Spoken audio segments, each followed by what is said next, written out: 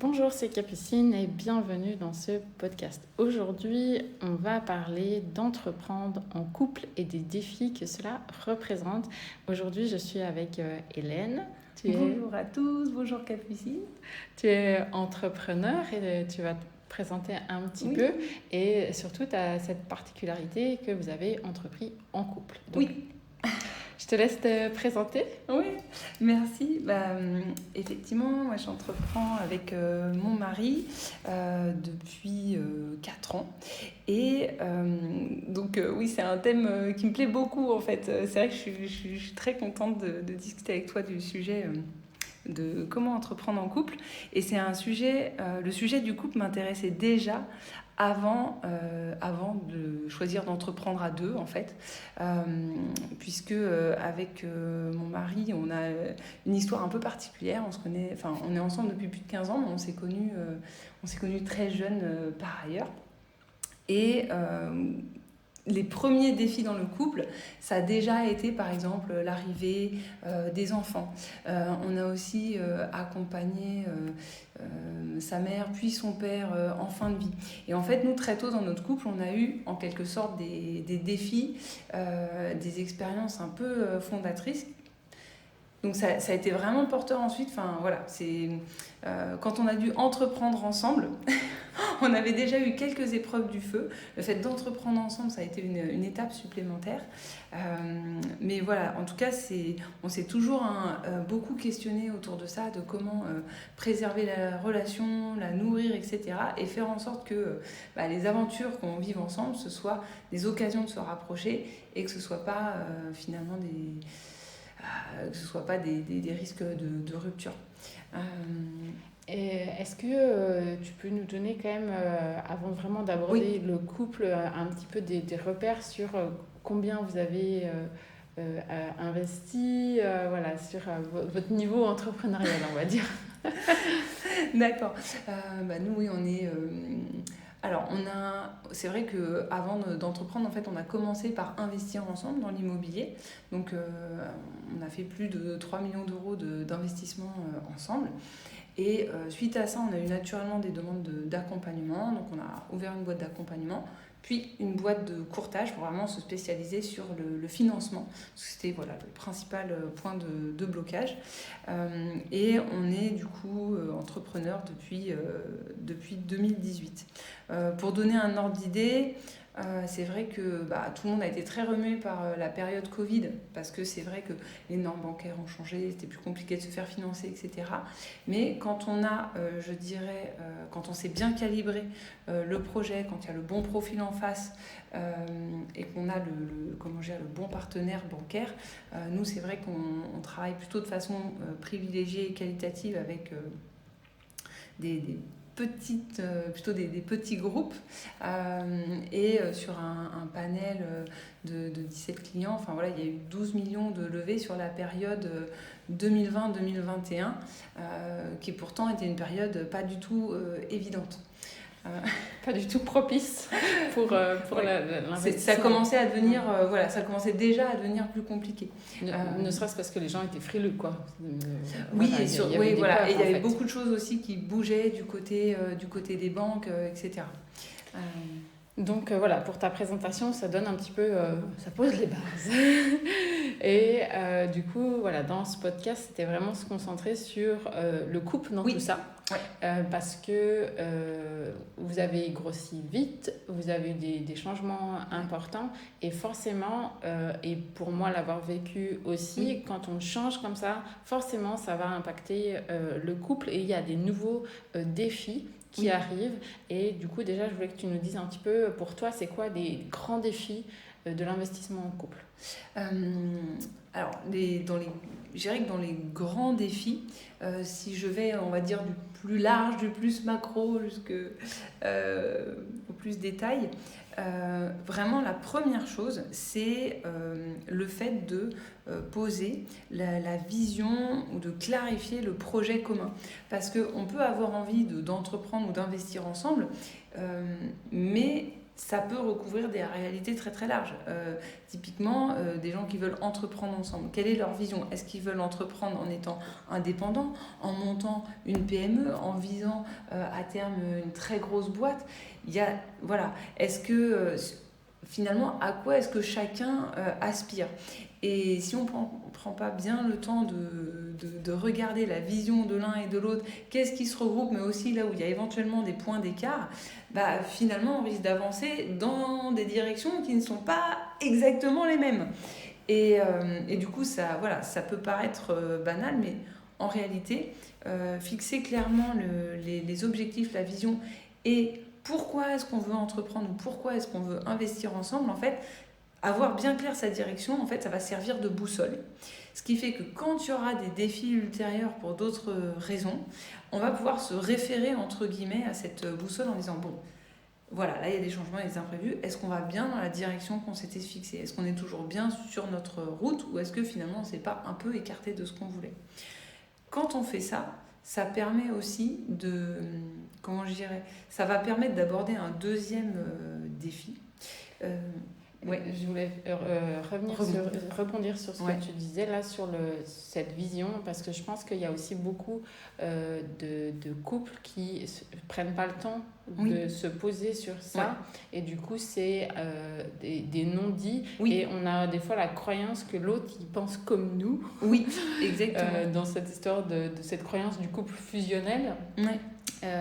Et finalement de vraiment prendre le temps de se poser, voilà, ça enlève les croyances qu'on peut mettre sur tout à fait.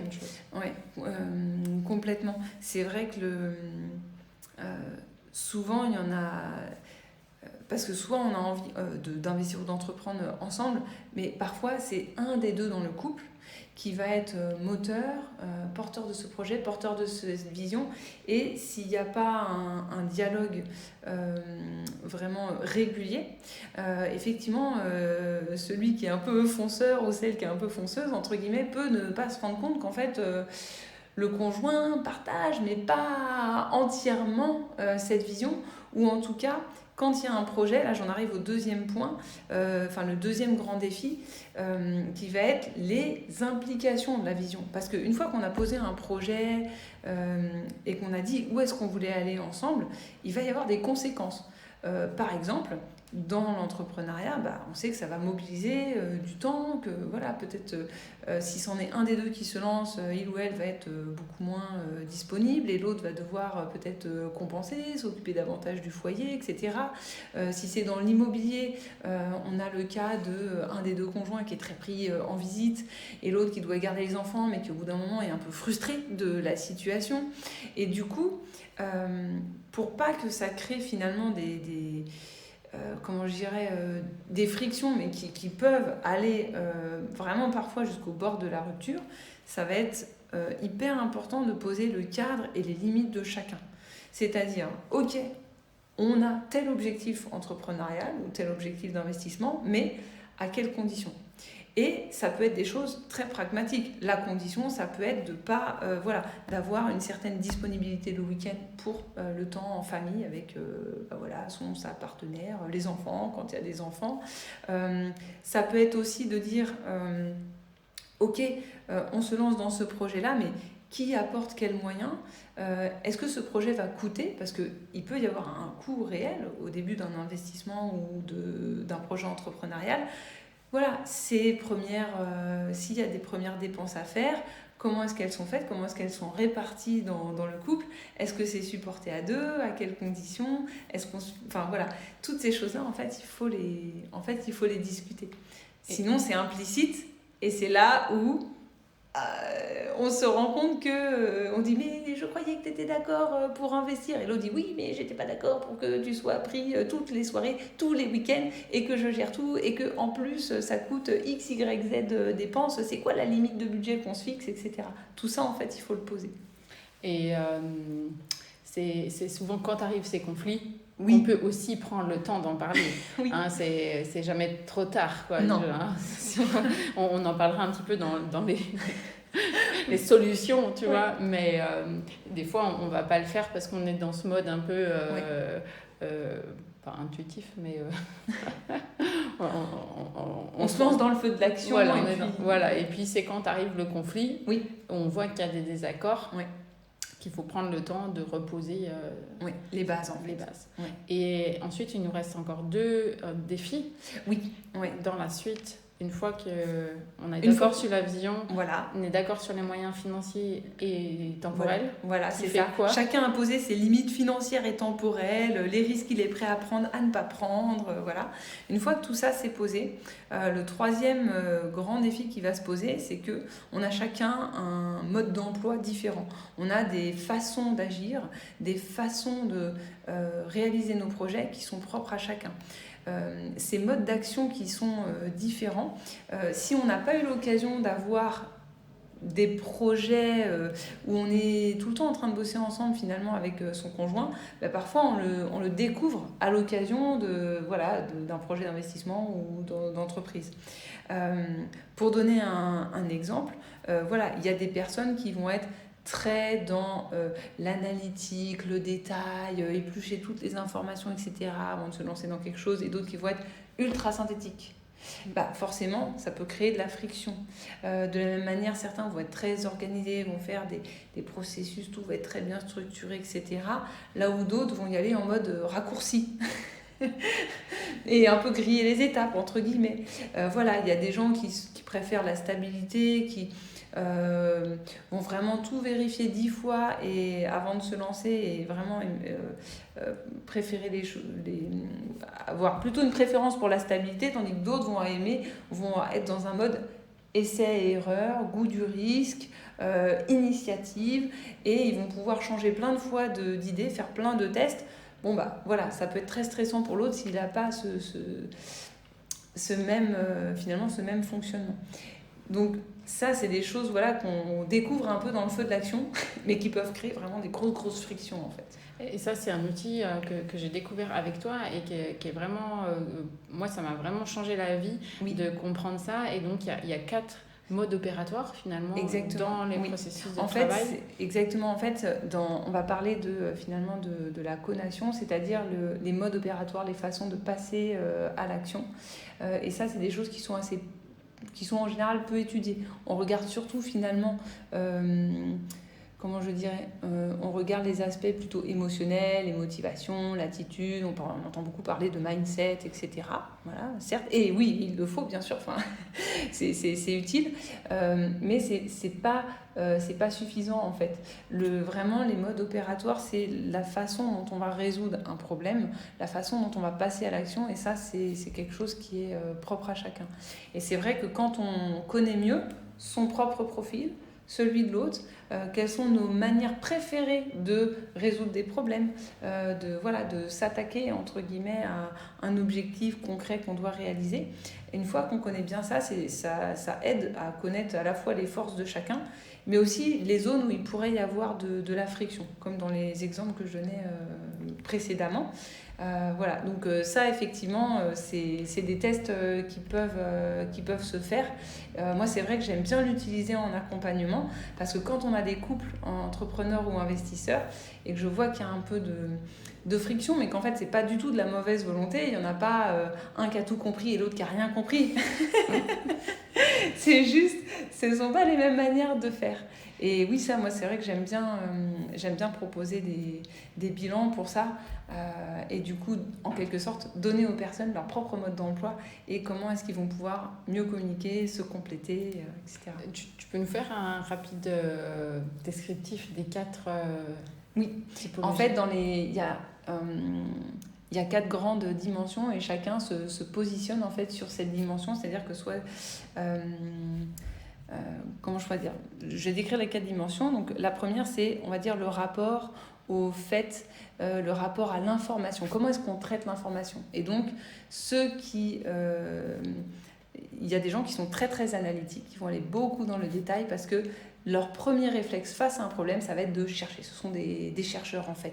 Donc, ils étudient les faits, ils rassemblent les informations. Ils sont capables de réfléchir en arborescence et face à un problème, d'envisager plein d'éventualités, d'aller chercher des ressources comme ça de façon très poussée. Et donc voilà, ce sont des chercheurs. Et quand c'est leur mode d'action préféré, c'est comme ça qu'ils vont commencer à résoudre n'importe quelle question. Et ceux qui sont, comment je dirais, sur cette dimension plutôt résistants, ça va être plutôt des personnes très très synthétiques. Et qui vont être bons pour résumer les infos, mais voilà, qui ne vont pas chercher pendant 107 ans. La deuxième dimension, c'est plutôt dans l'organisation, la capacité à monter des systèmes. Il y a, voilà, les personnes qui ont ce mode-là de façon préférentielle, c'est des personnes qui sont capables de poser des process. Par exemple, dans l'entrepreneuriat, c'est une compétence qui est très utile parce que ça va permettre de répliquer, ça va permettre ensuite, une fois que tous les process, tout est bien organisé, de le déléguer, de le dupliquer, de changer d'échelle, de le transmettre à des équipes, etc. Voilà, donc, c'est la structure en fait. C'est le côté structure et process. Process. Vraiment la capacité à tout systématiser. On a... c'est un peu comme concevoir en fait la vie un peu comme une horlogerie, un peu comme de l'horlogerie suisse, quoi. C'est-à-dire mettre bien tous les rouages ensemble pour que tout s'imbrique et que tout soit automatique. Donc ça va être des gens très, très organisés où il y a beaucoup de choses qui vont être automatisées en fait dans leur manière de faire, que ce soit même dans leur vie personnelle, il y a beaucoup de process, ou dans leur vie professionnelle en fait. Voilà. Et à l'inverse, ceux qui sont plutôt résistants sur cette dimension, ils vont avoir tendance à prendre des raccourcis. Pour donner un exemple, c'est un peu, si je prends un exemple que tout le monde comprend, la cuisine, eh bien ça va être celui qui va être très en mode système. Il va c'est le gars qui va sortir tous ses ingrédients, il va déjà avoir tout pesé à l'avance, tout préparé, il va avoir préparé ses ingrédients, préparé ses instruments, il sait exactement qu'est-ce qu'il doit suivre au niveau de sa recette et il va tout faire tac, tac, tac, tac, tac, bien pas à pas, et la recette va être faite de manière à ce que si demain c'est quelqu'un d'autre qui doit faire cette recette, voilà, ce sera suffisamment détaillé et organisé. De recettes. C'est le gars qui a écrit le livre de recettes. Exactement, il a écrit le livre de recettes.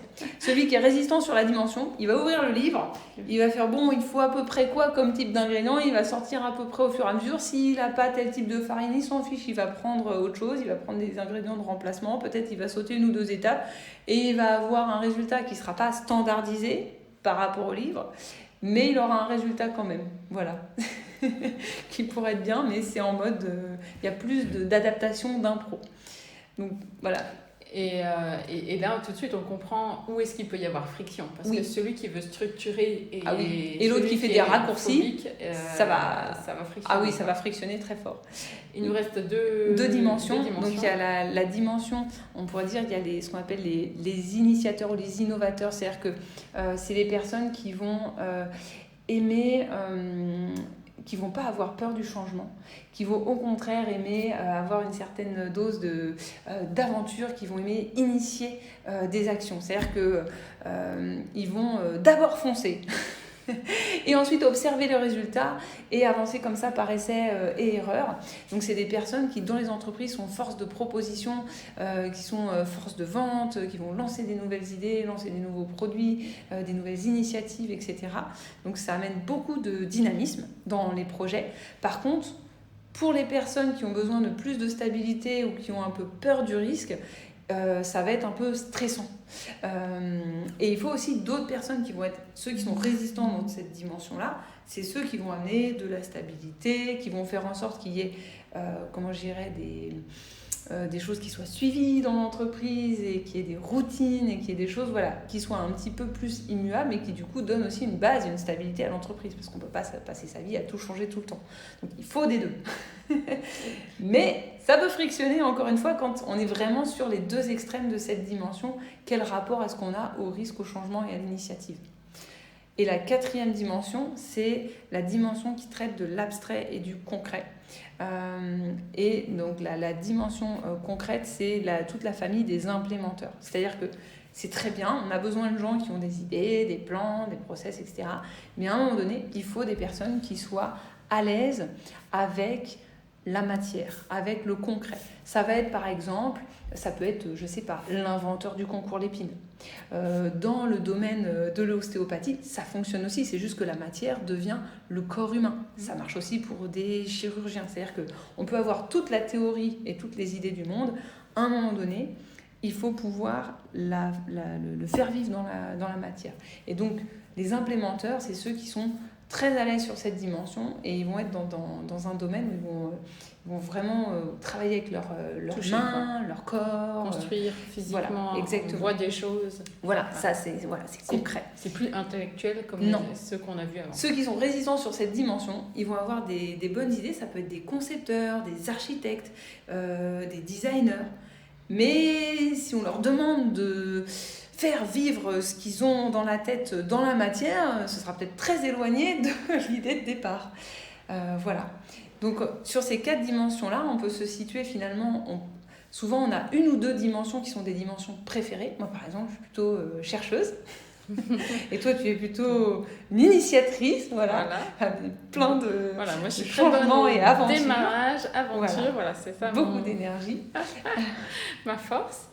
Voilà, et c'est vrai que c'est une fois qu'on connaît ses forces et qu'on connaît celles de son conjoint, ou là où il y a des zones de friction, parce qu'on est chacun à un extrême, entre guillemets, de la dimension, l'idée c'est de se dire en fait, voilà, c'est pas lui ou moi qui a raison, qui est tort, c'est juste qu'on a pas les mêmes manières de faire et donc ça demande une petite adaptation dans la communication ou éventuellement de se répartir les domaines, de se fixer des cadres, etc.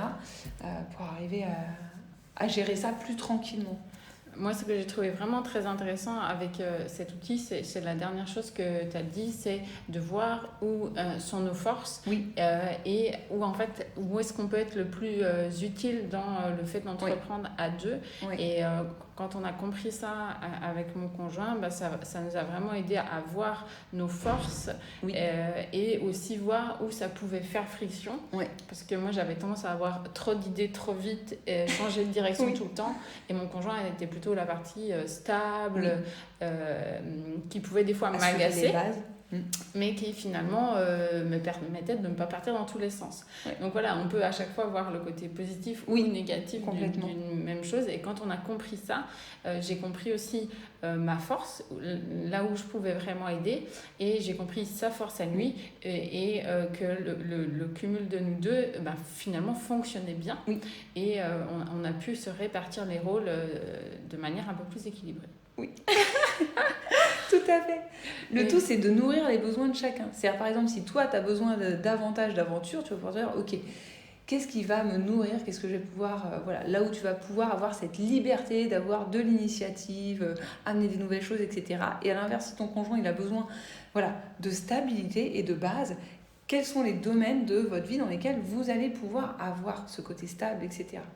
Ça peut faire éventuellement la transition, entre guillemets, avec un des derniers défis quand on entreprend ensemble. Transition. Parce que, voilà. Donc, je vous rappelle, on doit essayer d'avoir une vie, d'avoir une vision commune. Vision commune, voilà, une direction commune, sa boussole. Voilà, c'est le premier point. En deuxième, le cadre et les limites. C'est-à-dire vraiment poser, dire on le fait, mais quels sont les vétos, quelles sont les limites à ne pas franchir pour que chacun reste un minimum en sécurité et soit toujours OK pour aller dans la direction qu'on s'est fixée. Le troisième défi, donc, c'est le comment, c'est-à-dire d'observer nos manières de faire, de résoudre concrètement les problèmes pour aller sur de la complémentarité et s'assurer de bien nourrir les besoins de chacun et d'être sur des tâches dans lesquelles on est à l'aise plutôt que de s'infliger finalement, des domaines dans lesquels on va vraiment ramer et perdre beaucoup d'énergie. Et le quatrième point, finalement, c'est, là, on a beaucoup parlé du projet lui-même, de l'entrepreneuriat, etc. Donc, on a pris un peu la casquette, entrepreneur, mais dans le entreprendre en couple, il y a le côté couple. Et c'est le dernier défi, c'est d'arriver à préserver son intimité. Parce que quand on entreprend ensemble, si... on peut se retrouver du coup, on est tout le temps ensemble, mais la partie entreprise peut vite envahir tout le reste finalement, ça peut déborder sur les autres domaines. On peut se retrouver à en parler le soir, enfin, à table, et puis on en reparle après le dîner, puis enfin bref, on n'arrête jamais. Donc si c'est pour avoir des bonnes idées, de la vision stratégique ou que sais-je, pourquoi pas, mais on peut vite se retrouver en fait, être tout le temps en train d'essayer de faire avancer, résoudre des problèmes, essayer des impôts, oui, voilà, à se poser trop de questions et être tout le temps en mode charge mentale, ce qui finalement risque de grignoter de plus en plus sur l'intimité. Surtout si on a en plus les enfants à s'occuper, etc. Et du coup, il n'y a plus tellement d'espace pour le couple. Alors qu'au départ, si on a décidé d'entreprendre en couple, c'est parce qu'on veut aussi... passer du temps à deux. Voilà, passer du temps à deux, être dans une belle connexion, une belle complicité. Donc ça, pour, je dirais, préserver son intimité, c'est vraiment... c'est un défi. Parce qu'en plus, quand on est... si on a été, entre guillemets, on a mis toute son énergie déjà dans l'entreprise, on peut être un peu fatigué. S'il y a eu des frictions, etc., arriver à faire la part des choses et à dire ok, là on referme, on apprend à travailler ensemble et c'est super. On va pas réussir à être d'accord sur tout dès le départ. Il y a un petit entraînement, enfin voilà, il faut s'habituer à travailler avec son conjoint, surtout que contrairement à quand on bosse en équipe dans, je sais pas, n'importe quelle boîte, il y a moins l'aspect émotionnel. On s'en fiche, au pire, si le collègue ou la collègue est un peu... voilà, ça nous tape un peu sur le système, c'est pas grave, on va pas l'avoir H24 avec nous, et puis ça n'a pas plus d'implication que ça, quoi. Voilà. On va pas se coucher dans le même lit le soir. On va pas se coucher dans le même lit le soir, exactement. Alors que là, voilà, s'il y a eu des frictions, en fait, l'enjeu, c'est d'arriver à faire la séparation et à avoir confiance dans le fait que on va apprendre à être entrepreneur ensemble, que c'est qu'en démarrant qu'on se rend compte de comment on fonctionne l'un et l'autre, et puis c'est qu'avec la pratique qu'on améliore nos compétences de communication, que ça devient plus fluide, etc. Donc l'idée, c'est vraiment d'accepter de refermer à un moment donné le dossier, de refermer la porte de l'entreprise, même si c'est parfois au départ l'entreprise juste une pièce dans la maison, hein, c'est pas forcément une entreprise physique à part, mais peu importe, l'idée c'est de se dire ok, là on referme la porte de l'entreprise. À partir de maintenant, ça y est, on est avec les enfants, on est en mode dîner, on est en mode soirée. Si on décide de rouvrir la porte de l'entreprise, on se met d'accord au préalable. C'est-à-dire dire, voilà, moi j'aimerais encore finir une ou deux choses. Est-ce que c'est OK pour toi ? On dîne ensemble, on s'occupe des enfants, mais moi, voilà, entre 9 et 10 heures, voilà, je voudrais me remettre sur l'ordi.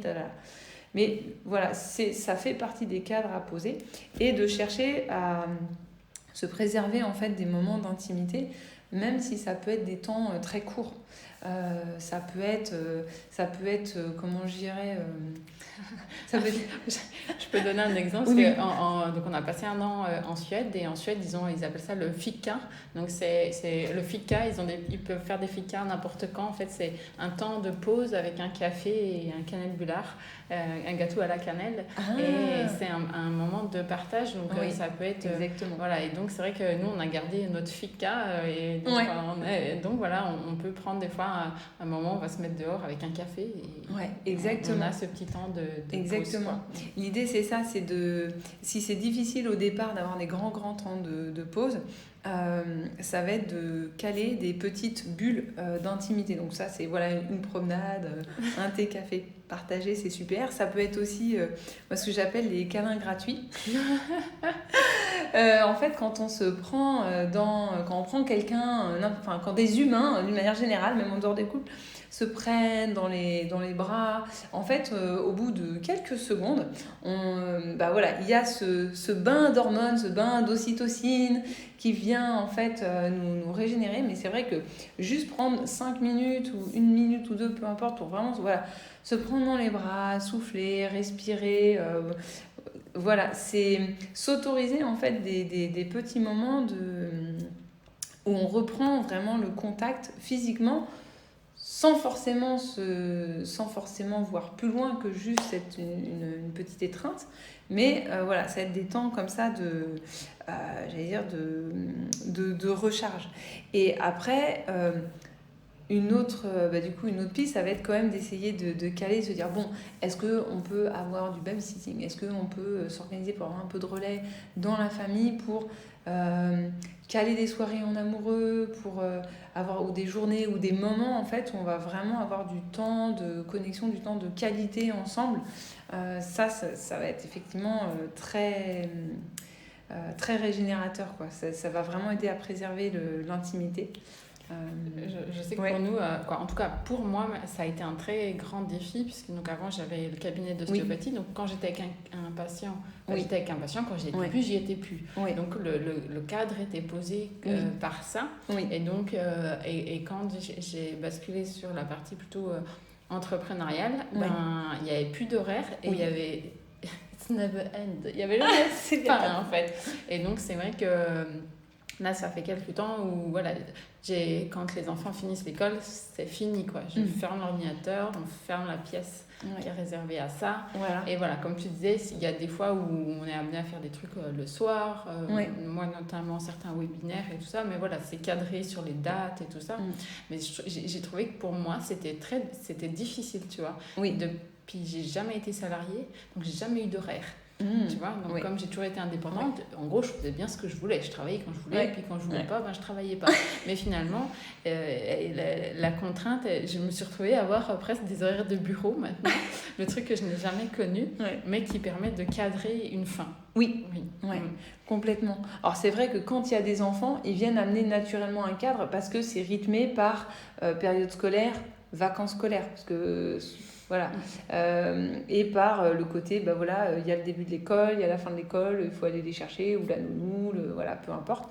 Mais du coup, c'est vrai que déjà, quand il y a des enfants, ça donne un cadre. Quand il n'y a pas d'enfants, il y a plus de liberté finalement au sein du couple pour finalement se choisir ensemble les cadres temporels qu'on a envie de se donner.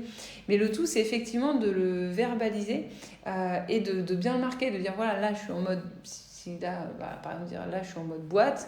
C'est, voilà, reviens dans 2 heures. Voilà, je serai dispo à tel moment. Mais c'est vrai que les pauses, ça peut se caler. C'est vrai que nous, assez naturellement, voilà, ça peut être dire, tiens, allez hop, c'est temps du déjeuner, on va aller marcher, s'aérer, réfléchir ensemble, etc. Voilà, ça peut être s'autoriser aussi d'avoir des rendez-vous sur des horaires peu habituels. Finalement, on peut avoir des rendez-vous d'amoureux en journée quand les enfants sont à l'école, puisqu'il y a une certaine liberté sur les rythmes. En fait, voilà, le tout, c'est effectivement de s'autoriser et mais par contre, de le prévoir un minimum, parce que sinon, le risque, c'est vraiment que la boîte envahisse tout. Et surtout sur un démarrage, forcément, démarrer une activité, ça demande beaucoup plus d'énergie qu'un truc qui est lancé. Donc, il y a, voilà, faut quand même mettre une certaine énergie. J'ai beaucoup travaillé sur, tu sais, la gravité. Et donc, terrestre, pas la gravité des choses. Et c'est vrai que pour lancer une fusée, on sait qu'il faut beaucoup plus d'énergie pour lancer et sortir de l'attraction terrestre. Qu'une fois qu'on est sorti de l'attraction terrestre, et quand on veut lancer une activité, c'est pareil, il y a l'énergie de démarrage qui est énorme pour se lancer hors de l'attraction terrestre. Et en même temps, quand on préserve l'intimité, en fait, l'intimité va amener aussi l'énergie nécessaire au lancement de la fusée. Ça, on le sait en théorie, mais en pratique, c'est plus compliqué à mettre en œuvre. Donc, c'est vrai que nous, un des trucs qu'on avait fait, qu'on avait bien aimé, c'est que on s'était calé aussi des moments, mais aussi des stages, des formations, etc. On a été explorer pas mal de ressources différentes autour du slow sex, il y a plein d'approches très sympas, taoïsme et autres. Il y a plein d'approches vraiment chouettes qui donnent des occasions de partager plus de choses, de toujours aller plus loin et plus dans la profondeur, en fait, dans l'intimité, de vivre des nouvelles expériences, et ça, en fait, ça va être un moteur, parce que l'entrepreneuriat, c'est vraiment un marathon. Au début, on met beaucoup d'énergie, mais quand même, il faut tenir vraiment sur la longue distance. Et du coup, il peut y avoir des périodes où on aura peut-être moins le temps pour le couple, mais le risque, c'est que si ça s'installe pendant trop longtemps, on finit par être drainé, on a beaucoup moins d'énergie, et Et puis, il peut y avoir aussi ce risque finalement de devenir juste des associés, en fait, des collaborateurs, certes qui s'aiment bien, mais voilà, qui n'ont plus forcément la connexion. Ouais, la même connexion et la même envie l'un pour l'autre, quoi. Voilà. Donc c'est un peu un feu sacré qui se nourrit, mais qui en retour va venir aussi donner beaucoup d'énergie pour les projets en fait entrepreneuriaux. Oui, parce que finalement, c'est quand même chouette d'entreprendre à deux. Oui. Même si c'est des défis du quotidien, et c'est des choses qui, comme tu disais, se planifient, s'organisent, et qu'on peut prendre le temps de poser des choses. Je pense qu'on a fait un bon tour des défis d'entreprendre en couple. Je te remercie, c'était vraiment super. Et puis, si vous voulez retrouver le travail d'Hélène, je mettrai des liens juste en dessous, si ça vous intéresse. Merci encore. Merci Capucine, et puis merci à tous.